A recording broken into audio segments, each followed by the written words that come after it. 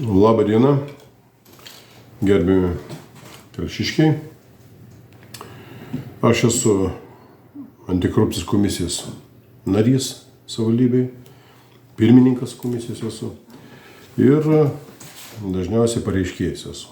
Komisijoje yra svarstomos bylos dažniausiai susijusios su mūsų savivaldybės darbuotojais, skyriais ir su savivaldybė. Kitokių praktiškai ir nėra dažniausiai.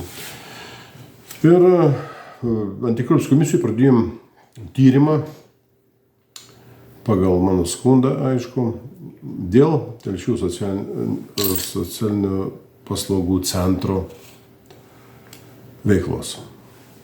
Socialinių paslaugų centras yra, direktorė centro yra Rasa Gustienė, socialdemokratė, tarp kitko. Ir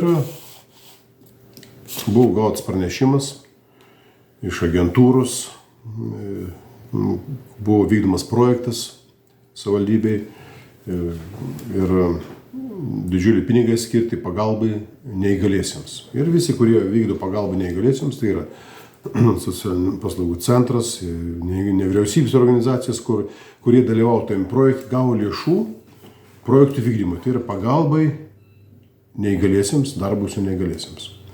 Ir tos lėšos buvo skiriamas, lėšos buvo didelis skirtas, 350 000 eurų buvo skirta. Tai 22 metų, vien tik 22 metais. Ir paskui buvo padarytas patikrinimas. Ta agentūra, kuri skiria tas lėšas, čia prie ministerijos ta agentūra, tokia tvarka ir tokia, kaip tarpininkai, jie vykdo kontrolę tos veiklos ir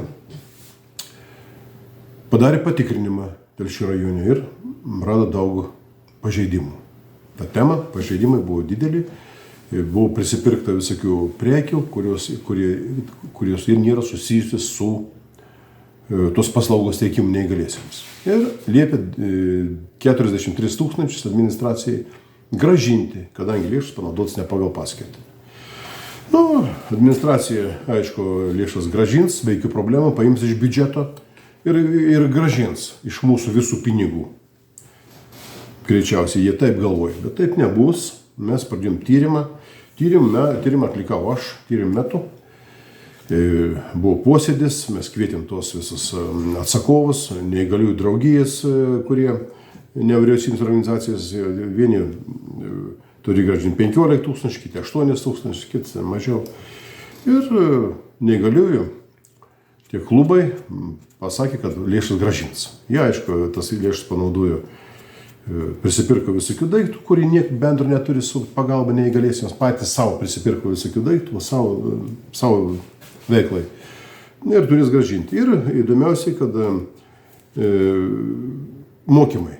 Dabar šiais laikais visi mokymai, visi seminarai, visi vyksta nuotoliniu būdu, įsijungia kompiuterį. Prašau, mokymai ir lektorius praveda tas mokymus, ten kiek valandų ir viskas. Bet ne. Yra ir dabar tokie, sunku pavadinta veikla, kelionių agentūros. Organizuoja irgi mokymus, kelionių agentūros. Kur nori organizuos mokymus. Nori prie jūros gali. Ir taip čia buvo, organizavo mokymus Čekijoje ir Pragoje, ir Vienoje, Austrijoje, ir Kroatijoje, Dubrovnike, ten, kur yra.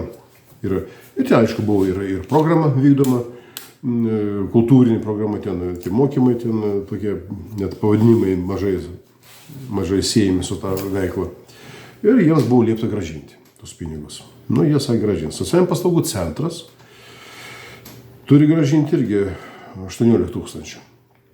Kodėl? Todėl, kad prisipirko kondicionierių, virdulių, dokumentų naikinimo mašinas 6, nusipirko mikrobangių, ten prisipirko pirštinių kiekiai didžiuliai ir guminių pirštinių, darbinių pirštinių kiekiai didžiuliai. Žodžiu, pinigai išleisti, agentūra teigia, agentūros raštas, pinigai išleisti ne pagal paskirtį, gražinti. Socialinių paslaugų centras irgi turėtų gražinti. Bet jie, kaip aš nekėjau, nėra problemų iš biudžeto gražinti. Reiškia, neįgaliųjų klubai gražins praktiškai, aš kalbėjau neįgaliųjų klubą, iš kur gražins 8 000. Ta vadovė sakė, aš gražinsiu tos pinigus. Aš esu kalta, aš esu prisiimu atsakomybę, nežinojau, nesusiorientavau, nebuvo laiko, gavo pinigus, nežinau, prisipirkom visokių daiktų. Sako, aš gražinsiu 8 000 iš savo pinigų. Jie sako, kitas klubas irgi ten sako, gražinsiu pinigus. Pirmininkas sako, iš kur tu gražinsi? Visi pažįsti mes esame. Gražinsiu aš tos pinigus, tiek to pripirkau. Socialinių paslaugų centras. Jie yra savivaldybės įstaiga, išlaikomi iš savivaldybės skiria lėšas. Jie nenori pasiduoti. Jeigu reikės iš biudžeto, tie gražins iš savo pinigų, iš asmeninių pinigų, kadangi klaida padaryta, tie gražins iš biudžeto, ko niek nebus. Ir tada aš penktadienį, užpraeitą penktadienį, galvoju, nuvažiuosiu pažiūrėti tuos daiktus nupirktus. Tai kondicionieriai visi nupirkti. Viskas tai yra skirta pagalbai neįgaliesiems darbui.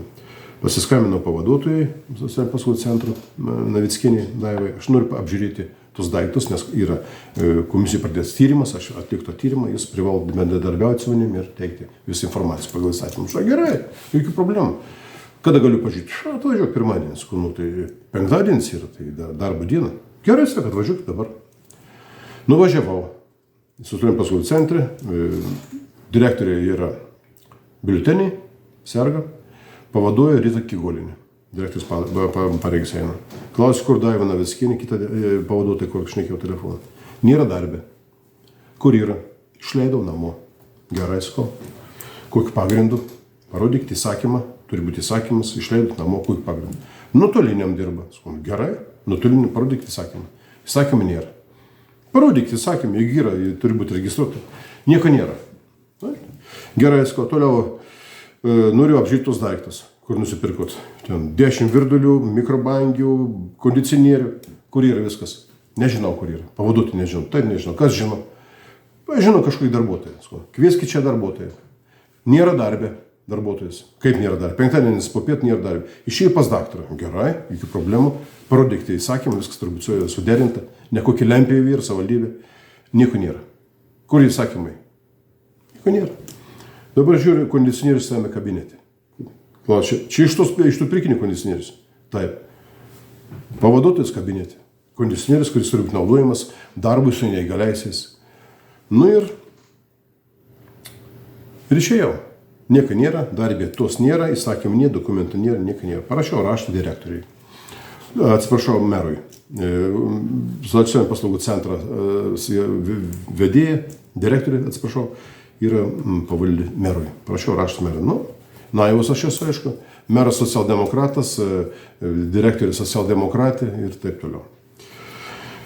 Atsakymą gavau, vis tiek atsakymą gavau. Gavau atsakymą, atsakymus atsiuntė jau įsakymus, pasirašytus ranką, iš vakaro pasirašyti įsakymai, pagal tvarką turi būti mažiausiai prieš 2 dienas paraiškus pateikti, jie susimaišė, pažeidimas yra. Ir parašė, nufotografavo tos visus kondicionierius. Kondicionieriai visi yra tame biure pas jų. Ir kondicionieriai sudėti, reiškia, direktorius tos pavaduotojų kabinetuose, virduliai kabinetuose sudėti, mikrobangis, viskas sudėti kontorai. Tai darbas su neįgaliaisiais, pinigas skirti neįgaliesiems, naudojasi kontora pavaduotoja ir visi tie ponai naudojasi. Tokį tvarką savivaldybei. Merai, aišku, tai ir neįdomu, tas mūsų meras ne tam čia yra atėjęs, jie atėjo, jie pavalgyti bankuchinų yra, per šventės pavaikščioti ir viskas. Jis nesiruošia vykdyti kontrolės, jis niek nevykdė. Tomas Katkos savo darbą nedirba absoliučiai, drįsų teikti. Žmogus iš vis neišmano savo pareigų, turi būti vykdyti kontrolė, štai pažeidimai, aiškiausi dokumentai, jam neįdomu yra. Aš savo pareigą atlikau. Paviešinau, viskas yra viešumas, visi žmonės žino, kas per tvarką pas mūsų socialdemokratų valdomose įstaigose, kokia tvarka, meras nedirba, piktybiškai, ne to, kad nesupranta ir nesupranta ir viskas. Tokia tvarka savivaldybei, tęsim tyrimus, viešinsim ir tegu žmonės žino, kas tokie pas mūsų rajone yra mūsų vadai kokie. Ačiū dėmesį, viso gero.